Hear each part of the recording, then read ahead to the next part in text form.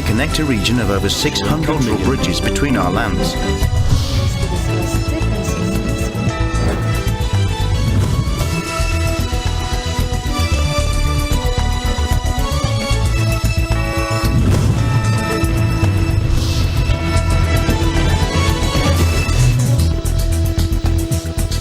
Good evening, I'm Alma Angeles, and you're watching ASEAN in Focus on tonight's headlines. Significant update from Moscow, Russia, where a short-lived uprising led by Wagner has caught the attention of global leaders. Today, U.S. Secretary of State Antony Blinken appeared on CBS's Face the Nation to discuss the situation and provide his insights on the implications of this event for the Russian state authority. I instructed, and it was a direct challenge to Putin's authority. So this raises profound questions. It shows real cracks. President Marcos Jr. delivered a speech at the Seafarers Summit in Makati City, where he emphasized the need for unity and technological advancements in the maritime industry. In Da Nang, Vietnam, the USS Ronald Reagan, a nuclear-powered aircraft carrier of the U.S. Navy's Nimitz class, made a significant presence at the port. The visit aligns with the commemoration of the 10th anniversary of the comprehensive partnership between the U.S. and Vietnam. Now, this milestone marks a decade of increasingly strong trade ties and mutual concerns regarding China's expanding influence in the region.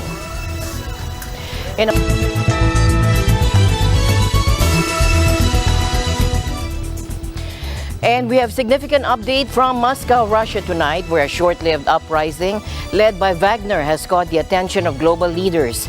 Today, U.S. Secretary of State Antony Blinken appeared on CBS's Face the Nation to discuss the situation and provide his insights on the implications of this event for Russian state authority. Secretary Blinken expressed his views on the uprising, describing it as a direct challenge to Putin's authority and highlighting the cracks it revealed within the Russian state. Let's listen in. Context. 16 months ago, Russian forces were on the doorstep of Kyiv in Ukraine, thinking they'd take the city in a matter of days, thinking they would erase Ukraine from the map as an independent country.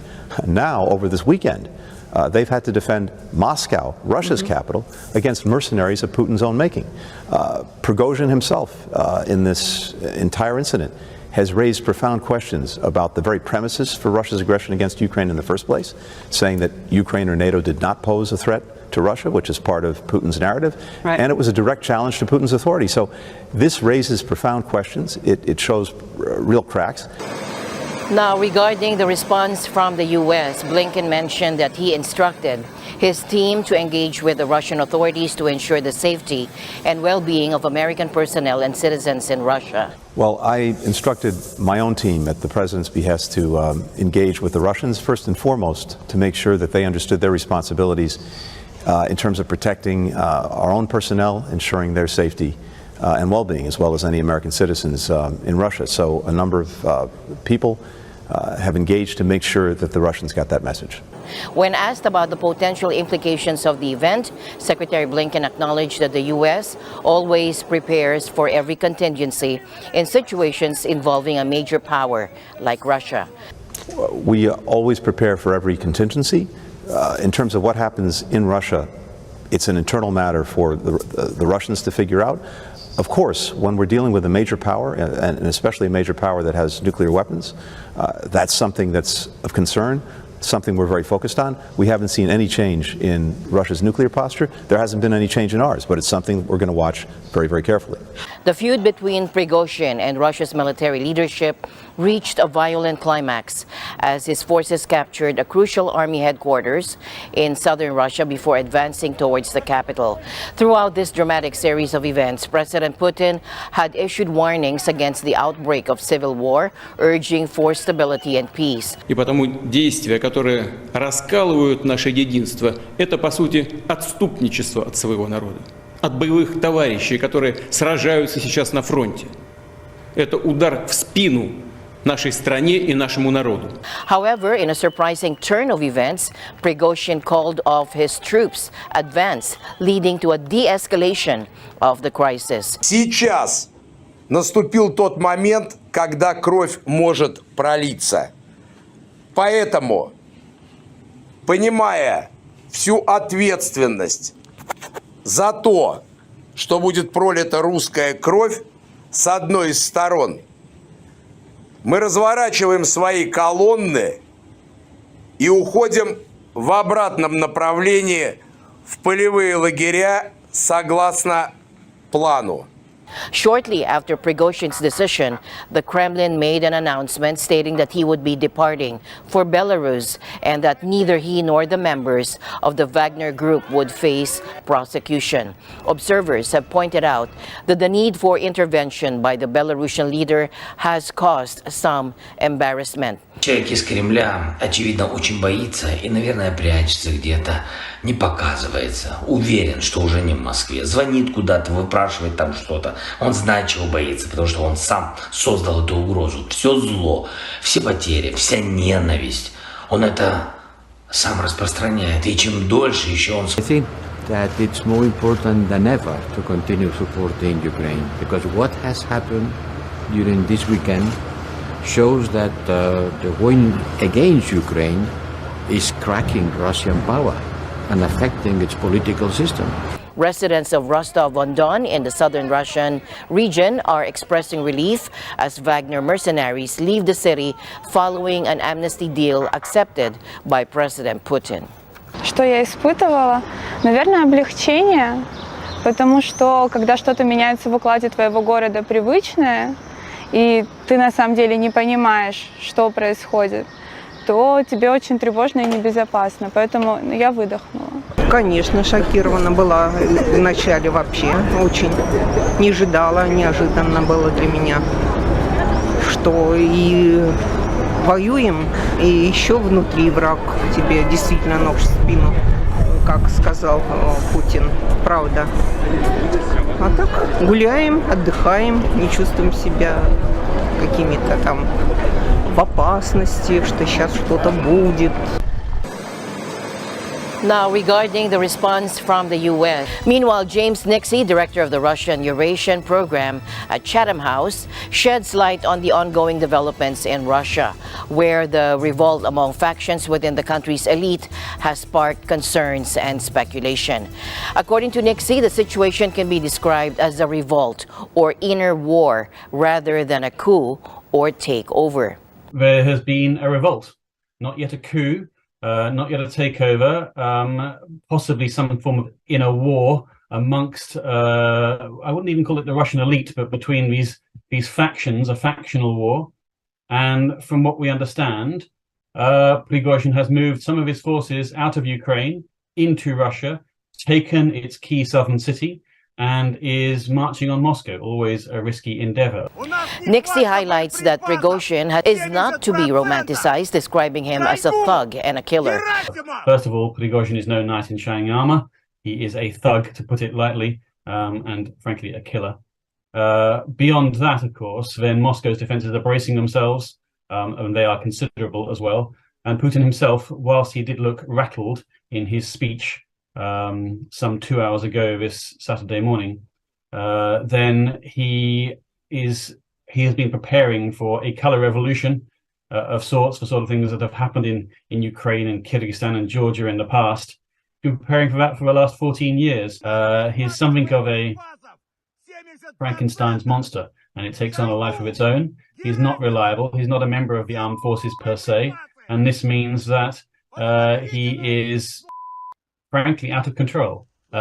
He may have had a license at some point from Putin to kick out to an extent in order to shock the Russian army into more effective warfighting. However, that has gone way beyond anything that Putin would ever have envisaged now. While this challenge to Putin's authority marks the first serious direct threat during his presidency, Nixey believes Prigozhin lacks the manpower, troops, and support. No, I don't believe he can take over the Russian Federation or Moscow. That said, this is the first direct, serious challenge to Putin's authority in 24 years of being president. But he simply doesn't have the manpower and the troops and the support, not least the support amongst the elite in Moscow. And whilst, of course, there are people in Moscow who privately have long since believed that Russia has chosen the wrong path, that this was a dreadful mistake to go into Ukraine as it did, then that doesn't translate into supporting Prigozhin because of his maverick nature. Despite the potential distraction that the situation may provide for Ukraine, Nexi emphasizes that Prigozhin is not seen as a savior or ally by the Ukrainians. So whilst this is a useful distraction for the Ukrainians right now, and they will be pleased that this has happened, and they will be looking to exploit it on the front line, then he is not their knight in shining armor. The Wagner Group, a prominent private military company or PMC, has been making headlines recently, drawing attention to its secretive operations and its enigmatic founder, Prigozhin. Initially known for his work as a caterer with Kremlin contracts, Prigozhin earned the moniker Putin's chef. However, he denied any association with the Wagner Group until last year, when he finally admitted to being its founder. Wagner personnel have been involved in various conflicts worldwide. They were deployed to Syria, where they supported President Bashar al-Assad's government in the ongoing war. In Libya, they fought alongside renegade commander Khalifa Haftar's forces. The group's presence is also suspected in the Central African Republic and Mali. And it's worth noting that Prigozhin himself is wanted by the FBI, facing charges of conspiracy to defraud the U.S. The agency has placed a $250,000 reward for information leading to his arrest. Prigozhin is accused of overseeing the political and electoral interference carried out by the Internet Research Agency based in St. Petersburg, Florida, from 2014 to 2018. And this agency, primarily funded by Prigozhin, allegedly sought to influence the 2016 U.S. presidential election, according to the FBI. The USS Ronald Reagan, the U.S. Navy's sole forward-deployed aircraft carrier, has arrived in Da Nang, Vietnam for a scheduled port call. The USS Ronald Reagan was accompanied by two guided missile cruisers, the USS Antietam and USS Robert Smalls. Now, Rear Admiral Pat Hannifin, commander of the Task Force 70 Carrier Strike Group 5, expressed excitement about the visit, emphasizing its significance in strengthening partnerships and addressing shared maritime challenges. This visit holds great importance as it marks the first time the USS Ronald Reagan has visited Vietnam since diplomatic relations were re-established. Captain Daryl Cardone, the commanding officer of the Ronald Reagan, highlighted the enthusiasm of the ship's over 5,000 sailors, many of whom will be experiencing Vietnamese culture for the first time. The crew will also participate in community service projects, sports events with local athletes, and a unique culinary exchange. In addition to these engagements, the U.S. 7th Fleet Band will be performing free concerts for the public, further enhancing the cultural exchange during the port call. The USS Ronald Reagan Carrier Strike Group operates in the U.S. 7th Fleet Area of Operations, supporting a free and open Indo-Pacific region. President Marcos Jr. delivered a speech at the Seafarers Summit in Makati City, where he emphasized the need for unity and technological advancements in the maritime industry. In recent years, the entire transportation industry, including shipping, of course, is undergoing a huge transformation, marked by the coming of new and sustainable fuels, as well as the increasing deployment of digitalization and automation. To facilitate this shift, there is a need for the shipping industry to adapt and integrate new developments into their fleets, starting with the retooling of existing ships and the building of newer and more modern ships equipped with these new technologies. I am confident that with all of us working together, we will navigate the turbulent tides ahead and chart a course towards a stronger and sustainable tomorrow for seafarers and the global community. He called on government agencies and stakeholders to work together to secure emerging opportunities and protect the welfare of seafarers and their families. Now, the president stressed the importance of investing in a highly qualified and well-trained workforce to navigate the changing landscape of the shipping industry. With all hands on deck, we must come together to envision and shape the future of the industry and global trade for the next 25 years. We can do this by identifying the skills required for the new generation of ships, discussing education and training requirements, and committing to a fair and just transition to build a future-ready and resilient shipping industry. President Marcos Jr. reiterated his directive to the Maritime Industry Authority and the Commission on Higher Education to collaborate closely with the shipping industry to upskill and reskill Filipino seafarers in preparation for the shift to green ammonia as a fuel source. As President, I reiterate my directive to the Maritime Industry Authority and the Commission on Higher Education to work closely with the shipping industry on the upskilling and reskilling of Filipino seafarers to prepare them for the shift of ocean-going vessels from using conventional fuel sources to green ammonia between 2030 to 2040.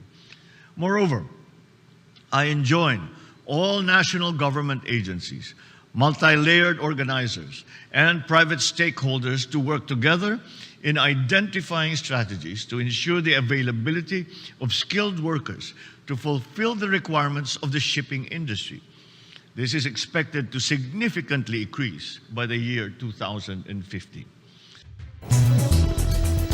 And news coming in from Cambodia today, the country's parliament has approved a new law that will have a far-reaching impact on future elections. Now, this law passed on Friday bans individuals who fail to vote in an upcoming national poll from running for office in subsequent elections. The implications of this decision are particularly noteworthy for exiled rivals. As Cambodia gears up for a general election next month, Prime Minister Hun Sen's party faces minimal opposition after the main opposition group was disqualified on a technicality.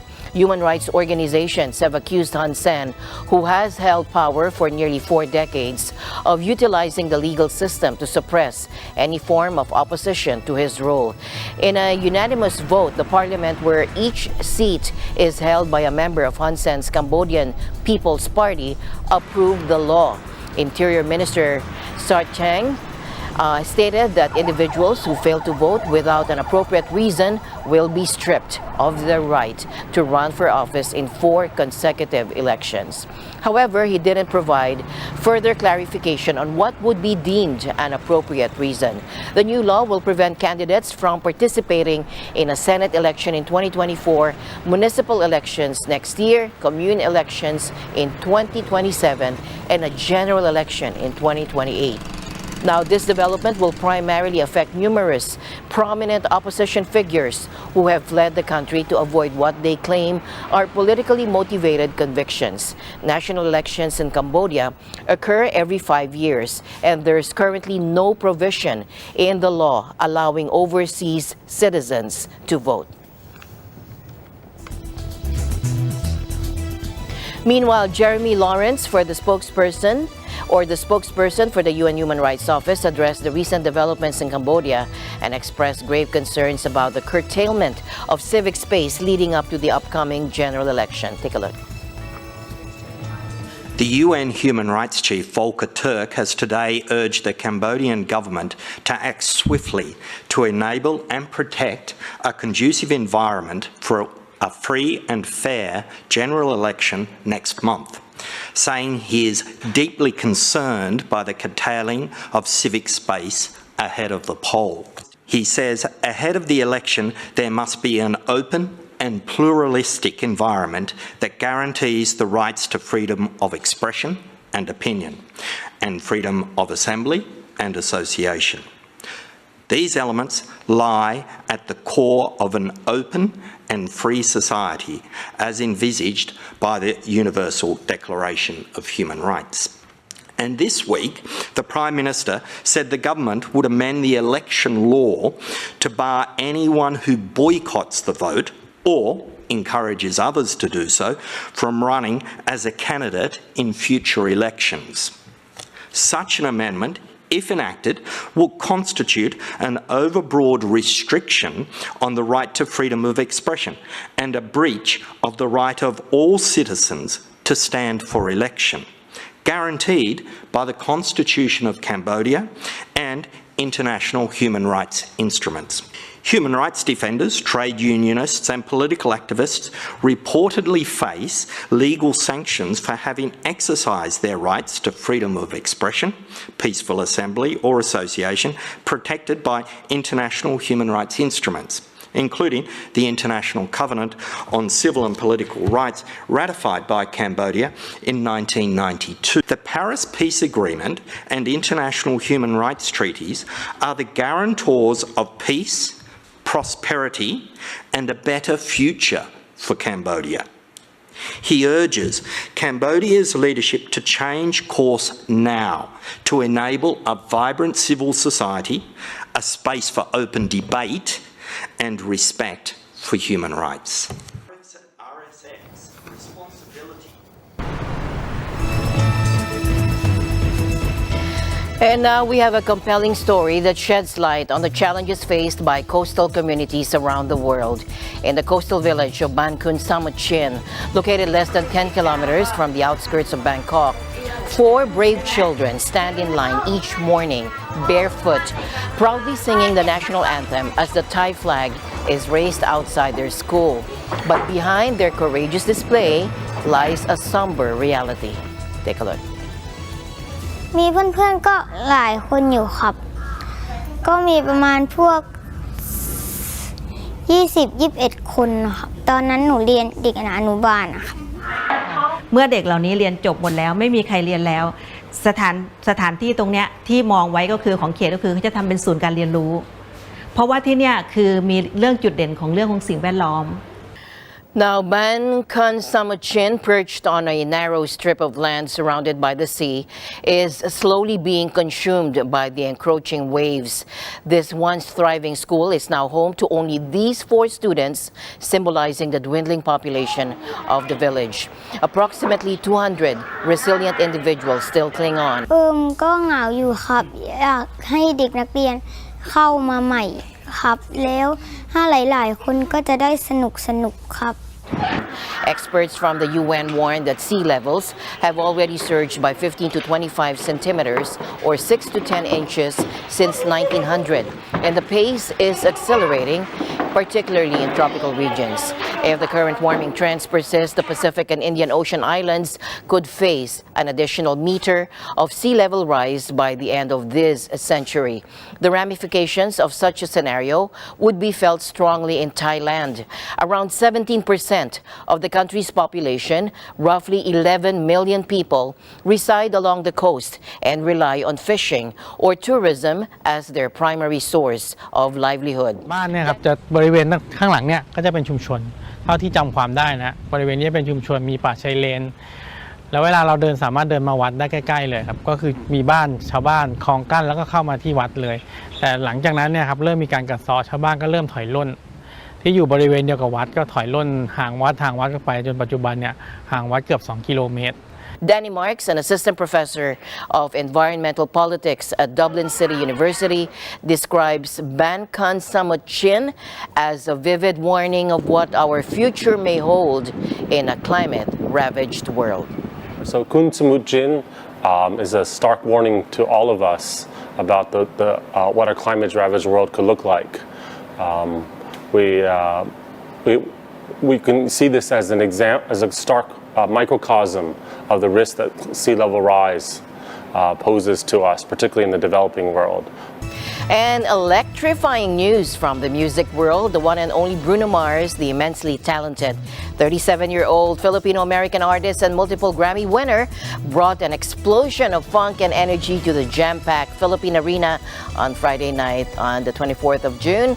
As soon as Bruno Mars took the stage, the crowd erupted with excitement and the atmosphere was instantly filled with grooves and dancing, kicking off the night with his infectious hit 24K Magic. Bruno had everyone moving and grooving from the get-go. Now, throughout the performance, Mars captivated his fans with a string of his greatest hits. From the energetic finesse to the timeless treasure, every song was a moment of pure musical bliss. He even treated the audience to a sensational cover of Travis McCoy's Billionaire, showcasing his versatility and ability to make any song his own. Now, time flew by, so quickly for some lucky concert goers as they were completely absorbed in the magic of Bruno Mars show. However, the sentiment echoed by many is that Bruno's return to the stage was nothing short of a blessing, living up to his promise of delivering a performance dripping in finesse. And now to the inaugural Olympics Esports Week in Singapore. We witnessed the intersection of technology, competition, and the Olympic spirit. Let's dive into the details. The International Olympic Committee, or IOC, took a significant step in 2017 when it officially recognized esports as a sport. However, there are currently no plans to integrate real traditional esports and video games into the Olympic program, as explained by Vincent Pereira, head of virtual sports from the IOC. I think today we are not at this stage. We are not thinking about it. For us, this is also why, again, we have created this space, because we want to be more engaged and closer to the esports community within the Olympic movement. But for now, there is no discussion about integrating real traditional esports and video games into the Olympic program. Nonetheless, the atmosphere at the exhibition hall is electric, with visitors immersing themselves in various virtual sports experiences. Some don headsets to spar with animated opponents in virtual taekwondo, while others try their hand at a dancing game or a thrilling racing simulation. The excitement surrounding this event is palpable as athletes and enthusiasts gather to celebrate the best of virtual sports and esports. Thomas Bach, president of the International Olympic Committee, conveyed his enthusiasm via virtual projection. The next days will be a time to make history, a celebration of the best of virtual sport and esports, a time for the players to showcase their excellence and their passions for sport. And here are some of the participants who share their feelings about being part of this pioneering event. Really special for me because it's the Olympics and just the whole venue here. It's really cool to be here. Yeah. I never thought that my cycling, but then my Zwift would bring me to an event like this of this caliber. You know, so for me, it's a lifetime goal achieved, and just trying to soak in every experience and every opportunity. The concept of virtual sports and esports has drawn attention from experts in the field. Raymond Wang, a sports science lecturer and esports aficionado, believes that these games possess elements that align with traditional sports. Yeah, we do see some elements of violence simply because of the nature of how these games are like. But the kind of competitive spirit, the teamwork, and of course the kind of strategies that goes beyond these games are actually in sync with what a typical game scenario would be like for real life sports. So definitely they should actually be considered in the future. According to gaming research firm Newzoo, Southeast Asia emerges as one of the fastest growing esports markets globally, with gamers 82% of the urban online population in the region. As per the latest data from Statista, the global esports market skyrocketed to a valuation exceeding $1.38 billion in 2022, captivating a massive audience of 532 million enthusiasts worldwide. With its thriving esports scene, Singapore has been actively involved in hosting esports competitions to further strengthen the country's esports ecosystem. The Singapore Games Association was established, recognizing Singapore's potential as a premier destination for esports enthusiasts worldwide. The Singapore Tourism Board envisions the nation as a top-of-mind choice for esports fans globally, as reported by CNA.